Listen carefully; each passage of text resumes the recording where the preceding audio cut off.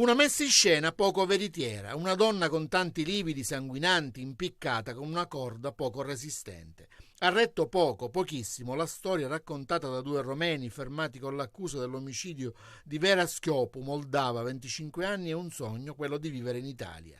Di lei si sa poco, se non quello che è stata uccisa, che lavorava nei campi della Piana di Catania, impegnata nella raccolta degli ortaggi e che forse faceva altro per vivere. Vera è stata trovata con una corda al collo, impiccata in un casolare diroccato in una landa di campagna deserta in contrada Polmone, nella frazione di Sferro, lungo la strada che collega Ramacca a Paternò. È stato l'amico del suo compagno, un romeno di 30 anni che nella vita fa il manovale, sabato, a chiamare al telefono i carabinieri del paese per dare l'allarme, secondo la sua ricostruzione, dopo il ritrovamento del corpo della fidanzata del suo amico, impiccata. Non si sa bene se i due romeni fossero d'accordo ad avvertire i militari dell'arma, pur tuttavia nel corso della notte tra sabato e domenica la posizione dei due si è complicata per via delle dichiarazioni contrastanti rese al PM Alessandro Di Fede con il coordinamento del procuratore di Caltagirone facente funzioni Alberto Santisi, che assieme ai carabinieri del reparto informativo di Catania e della stazione di Ramacca ha coordinato l'inchiesta. In particolare i dubbi agli investigatori sarebbero maturati da più elementi: la dinamica del suicidio, i rilevi scientifici compiuti dai carabinieri e alcuni elementi delle testimonianze dei due indagati sarebbero in contrasto evidente. La donna aveva delle ferite nel corpo ancora sanguinanti e poi quel particolare secondo cui la corda era poco resistente. I due romeni sono stati sottoposti a fermo di polizia giudiziaria con l'accusa di concorso in omicidio. Ancora poco chiaro il ruolo contestato a ciascuno dei due. Di Vera Schiopu si sa poco o nulla: se in Italia fosse arrivata con un visto turistico, se fosse in possesso di un permesso o se lo stava chiedendo. Di certo era legata sentimentalmente con uno dei due romeni, il più grande, quello che forse non avrebbe mai chiamato i carabinieri a differenza dell'amico che invece con il cellulare non ha perso un istante a comporre il 112. Brucia ormai da una settimana a Monte Pellegrino, a Palermo. Ancora una volta la forestale è dovuta intervenire da terra per evitare che il fuoco tornasse ad allargarsi e dall'alto con lanci d'acqua effettuati da 2 elicotteri.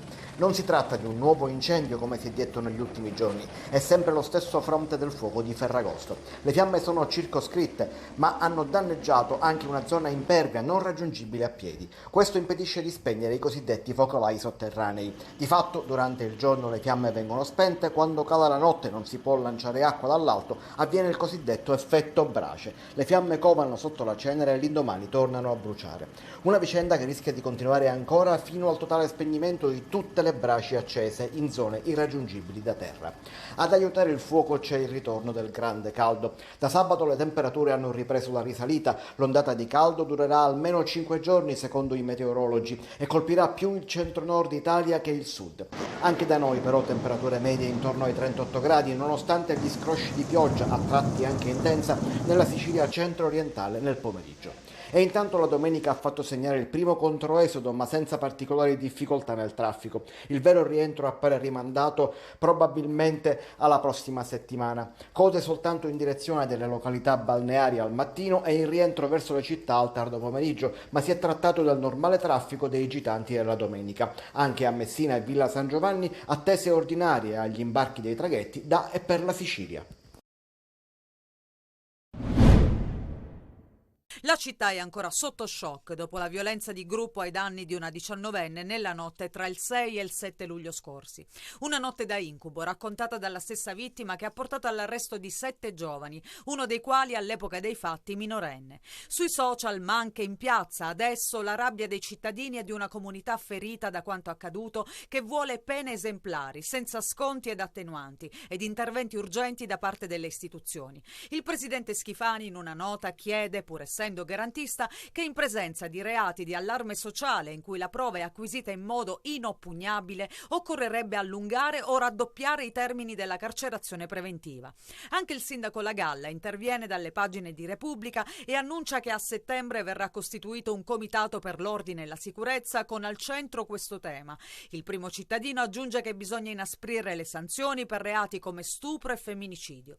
Intanto i 7 ragazzi verranno interrogati domani in tribunale dal GIP di Palermo. Sono tutti accusati di violenza di gruppo. Secondo il giudice, 2 dei 4 finiti in manette venerdì scorso, dopo che altri 3 erano stati arrestati il 3 agosto, avevano pensato di punire la vittima per farle rimangiare la denuncia di stupro. Una volontà che si somma alle minacce fatte e arrivare alla ragazza affinché non rivelasse quanto accaduto quella notte di luglio al Foro Italico. Dopo aver fatto ubriacare la giovane durante una serata trascorsa nei locali della Movida, nel mercato storico della Vucciria, l'avrebbero trascinata a forza in una zona isolata nei pressi del Foro Italico. Uno di loro ha anche ripreso lo stupro e lo ha condiviso prima di cancellarlo dallo smartphone. Dopo la violenza, il branco ha abbandonato la vittima per strada ed è andata a mangiare in una rosticceria sul lungomare.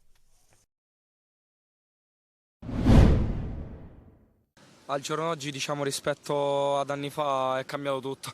Il sesso è diventata una pura merce?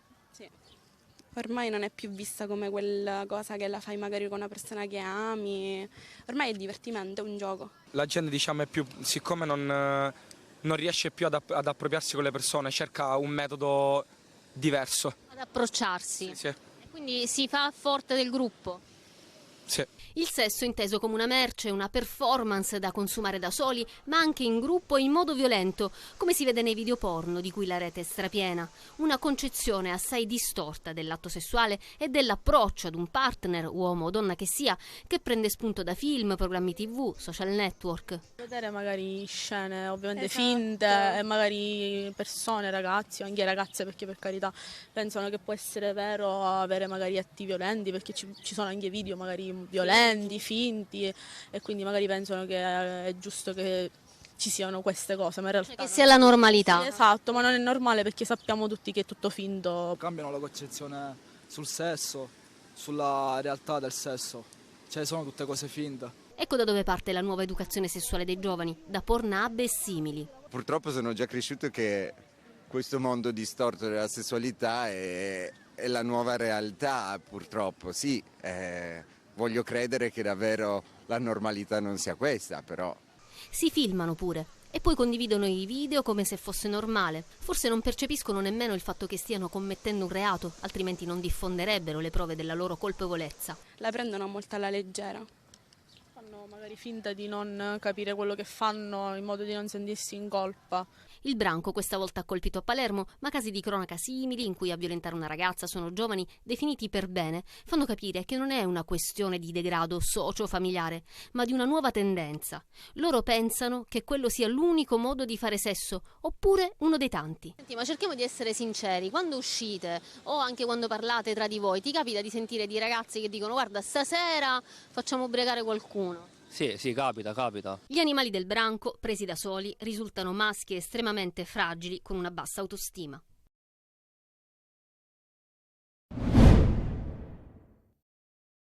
6 miliardi di euro l'anno, 30.000 trafficanti di esseri umani nel mondo, 3.000 scafisti reclutati quasi sempre per un solo viaggio e nessun rispetto per la vita umana. Sono i numeri che le inchieste condotte in 10 anni fino ad oggi sulle rotte delle carrette del mare fanno ipotizzare per un giro d'affari sommerso che sfrutta esseri umani sfortunati che fuggono dalla loro terra alla ricerca di un futuro, spesso da clandestini in Europa. Numeri ipotetici, visto che è impossibile quantificare con esattezza un'attività criminale internazionale come questa. Numeri che fanno riflettere sul perché non si riesca a porre fine ai viaggi della speranza. Proprio in queste ore Lampedusa torna a scoppiare, 2500 quasi migranti ospitati nel centro di accoglienza che conta appena 1000 posti, forse neanche. Altre 4 carrette del mare sono arrivate autonomamente sull'isola, sfuggendo ai controlli delle motovedette. Da 1500 a 4500 euro a persona è il costo del viaggio, ma solo una piccola parte finisce nelle mani proprio degli scafisti. A guidare le carrette sono quasi sempre giovani reclutati per il singolo viaggio, che si confondono con i migranti per cercare di farla franca. Per loro poche centinaia di euro per trasportare 40, 50, anche 60 persone su una barca che dovrebbe ospitare al massimo 7-8 persone. Poche centinaia di euro anche per gli equipaggi delle navi madre, che portano centinaia di sfortunati e poi li abbandonano sulle scialuppe ancora in alto mare. I veri affari li fanno i carnefici che tengono i migranti prigionieri in case a ridosso delle spiagge africane prima di farli partire e i grandi manovratori del traffico. Fino ad ora la comunità internazionale ne ha identificato poco meno di 200, ma i veri capi delle circa 35 organizzazioni note restano inarrivabili. Quando il sole tramonta in via Bartolomeo Cannizzo, come in altre strade della zona, cala il buio totale. È la situazione che vivono centinaia di famiglie della parte alta del quartiere Acradina a Siracusa. Si tratta di un problema che va avanti da mesi, da quando qualcuno rubò i cavi di rame che alimentano l'impianto di illuminazione pubblica. Un problema che non riguarda solo chi abita in zona, ma anche chi passa da queste strade con la propria auto. I residenti sono ormai stanchi, tante le chiamate fatte agli uffici comunali di competenza senza però alcun riscontro, e adesso hanno segnalato il tutto alla nostra linea WhatsApp. Percorrere queste strade la sera diventa un pericolo per la sicurezza. Chi è alla guida rischia di travolgere i pedoni che attraversano, ma c'è pericolo anche per chi va a piedi. Il rischio è quello di cadere o di imbattersi in qualche malintenzionato. Così anche per andare a conferire i sacchetti dei rifiuti bisogna attrezzarsi con le torce dei cellulari, l'unico modo per fare un po' di luce. Per la gioia di chi ha segnalato il problema e non solo, pare che tutto ciò sia le battute finali. Il comune infatti avrebbe affidato i lavori di ripristino dell'illuminazione che dovrebbero iniziare a breve, ma la domanda che si pongono i residenti è quante notti al buio dovranno passare ancora. La nostra linea WhatsApp resta sempre a vostra disposizione. Segnalate qualsiasi tipo di problema con foto e video al 342 74 55 005. Ditelo al vostro TG. L'attaccante che serviva adesso c'è. Eccolo Samuel Di Carmine a Ragalna durante il match perso dai rossazzurri 4-1 con Ragusa. Qualche foto e qualche chiacchiera scambiata con chi era presente in tribuna. Volto sorridente, sicuramente tanta voglia di dare un contributo importante alla crescita della squadra. Di Carmine ha firmato un biennale e salito sull'Etna, come testimoniano i social del club, componendo con la lava il suo numero 10. Questa è la presentazione del giocatore, classe 1988, che ha trascorsi importanti, e queste le sue prime parole proprio dall'Etna, con Catania alle spalle. Ciao a tutti i tifosi del Catania, da Samuel Di Carmine. Forza Catania, ci vediamo al Massimino. Nelle competizioni professionistiche ufficiali il neorossazzurro ha collezionato fin qui 120 reti, 8 delle quali nell'arco delle 22 gare disputate in A nel 2019-2020 con il Verona. La sua carriera l'abbiamo evidenziata già quando il suo ingaggio era diventato certo nei giorni scorsi: 347 presenze, 83 gol in B e 36 presenze e 14 reti in C con la Juve Stabia. Importanti numeri, viste anche le difficoltà affrontate dal Catania in attacco nelle ultime uscite amichevoli. I test lasciano il tempo che trovano, ma si deve lavorare in tal senso. Di Carmine non resterà l'ultimo arrivo della società di Pelligra. Lunedì infatti è atteso in città anche Quaini, e poi è probabile che arrivi un centrocampista e forse un altro attaccante, con Dubickas fra i giocatori sondati. Lunedì è anche il giorno della presentazione della campagna abbonamenti. Gli ultimi arrivi faranno da traino per una passione, quella dei tifosi etnei, che è comunque già riconosciuta da sempre. Brucia ancora la mancata vittoria in casa del Bari. Il Palermo probabilmente lo ricorderà ancora per un po' di non essere tornato vittorioso dalla San Nicola, pur giocando in 11 contro 9. Bari in 8 addirittura negli ultimi minuti, se si considera l'infortunio di Menez. Eppure è mancato il gol, sono mancate le azioni offensive, è mancato il gioco. Cantiere aperto, vero, ma dopo una preparazione intensa e articolata ci si aspettava di più, anche se la squadra è comunque soddisfatta. Dobbiamo dire la verità che abbiamo giocato pure contro una grandissima squadra e che non ci ha messo in difficoltà tanto, però siamo stati bravi noi a tenerla occupata in fase difensiva. Però siamo contenti di quello che abbiamo fatto e andiamo avanti. Per il Palermo adesso turno di sosta, visto che sabato avrebbe affrontato Brescia o Regina, impegnata ancora in aule di tribunale per l'ammissione in B. Rosanero che giovedì giocheranno un amichevole contro i maltesi del Melita allo stadio Barbera. Mercato fatta per il terzino danese Lund, a breve si aggregherà ai suoi nuovi compagni. Con il suo arrivo finisce la telenovela di mercato legata alla fascia sinistra. Il Palermo, con la mancata conferma di Sale Masciangelo e l'infortunio di Aurelio, ha momentaneamente giocato con Ceccaroni adattato.